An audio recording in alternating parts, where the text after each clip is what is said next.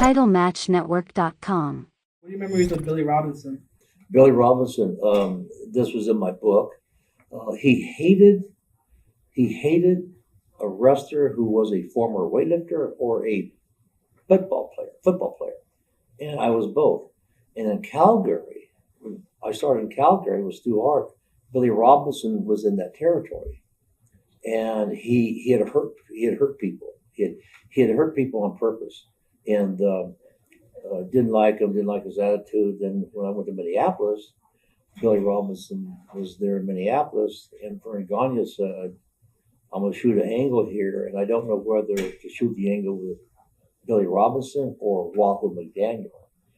I said, well, if you're talking about me being involved in the angle, I want Wahoo, because Wahoo will not afraid to bleed, fire, could care less about wrestling. And I said, besides, got a problem with Billy Robinson. So on down the line, and we did shoot the big angle, arm wrestling angle with Wahoo, and did really wonderful business. And down the line, about 4 or 5 months later, I was actually booked with Billy Robinson. And at this time, before the match, in the locker room, I brought out a blade, and it's in my book, it's a great story. I taped this blade to my finger with about 1/4 of an inch of that razor blade showing. I said, Billy, I know you don't like me. You don't like football players. You don't like former weightlifters. I said, if you try to hurt me, I got this thing right here, man. I'll just start cutting and cutting and cutting. And man, this guy's eyes got as big as a sauce, turned wider than this handkerchief right here, man. Oh my God, Billy, no. I would never hurt you, Billy. Oh my God. Brother, I wore that blade out there during the match, ready to go at any time. And I felt like I was in the ring with a ghost. I couldn't even feel him. See, so he had a horrible reputation. He had a very bad attitude, very snobbish, better than you. But he respected the blade. A lot of respect. What are your memories of your series with Wahoo McDaniel? Oh, unbelievable. A natural. The guy, was so over in Minneapolis, and the guy, my gimmick with him was so over. And then, man, he had that arm wrestling deal, and that was such a funny deal because I was arm wrestling all the boys and beating them. And then when it came time to do the angle of Wahoo, they brought out a cardboard table for us to arm wrestle on the middle of the ring. Mm-hmm.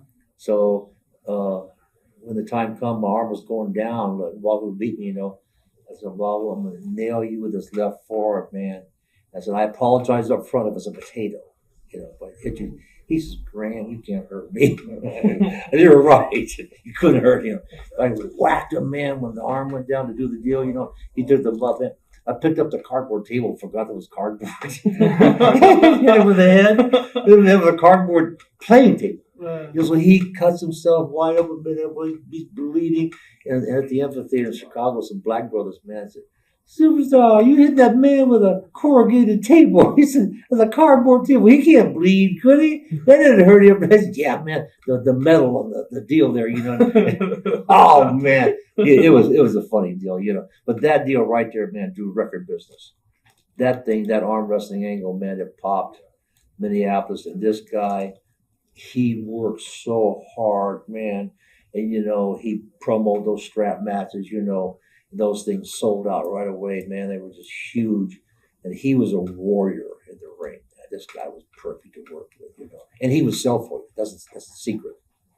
He would sell for you, man. Choke him, beat him, blade him. This guy was sell. So we got the heat, Great. What are your memories of Verne Gagne and wrestling with him? Horrible.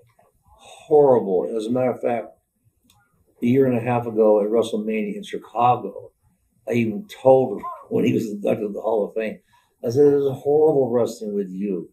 It was just the wrong style. I was more of a Wahoo McDaniel versus me was more street fight, kick, punch, boom, boom. But then, I get in the ring with a sophisticated wrestler with moves. It was totally uncomfortable, fell out of place, and never had even a halfway decent match with him. Right. How do you like him as a person? Hmm? How did you like him as a person?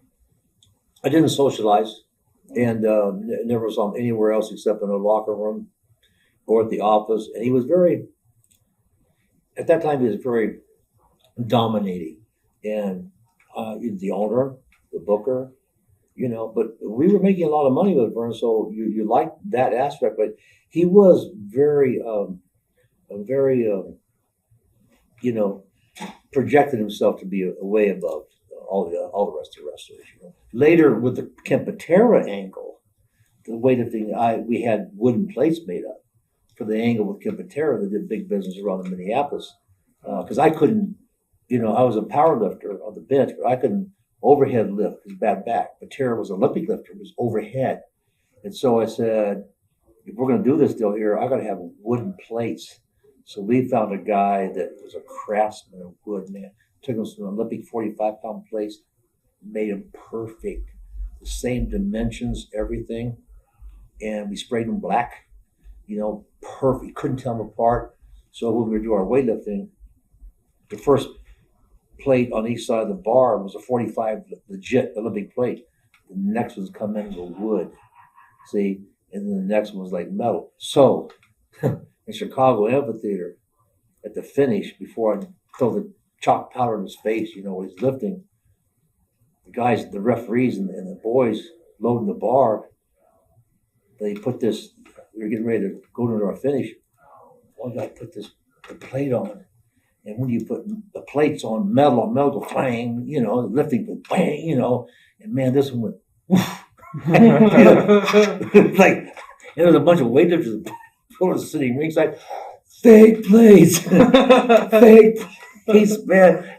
These guys jumped up, man, And I said, okay, Patera, we got to go, man. So Patera grabbed the bar, and I had a box full of chalk. Threw the chalk in his face like a big bomb. He dropped it, man, kicked him, cut him open. These guys, man, were running back. Fake. It was a funny deal, man. But nobody could hear it was all the pandemonium. But they were smart. They were watching every time we put a plate on. See? They were just looking just for that. Yeah. They were watching. They didn't believe it, And so, sure enough, when they saw it, boy, it was a funny deal, Teaming with Ray Stevens and Nick Bockwinkel. I didn't team with them much in Minneapolis. Occasionally a 6-man tag, but the tag team every now and then it was cool. I enjoyed it being with those guys because basically they did all the work, and just tagged me in and. So it was a simple deal, but it was a 6-man tag type deal. So I didn't really do that much on. How did you wind up in the AWA?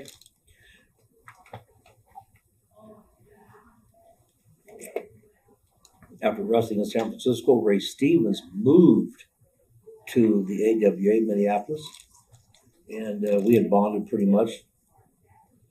And I got a phone call one day, and Ray said, Billy, why don't you come out here to Minneapolis, man? It's a big man's territory. You make a lot more money.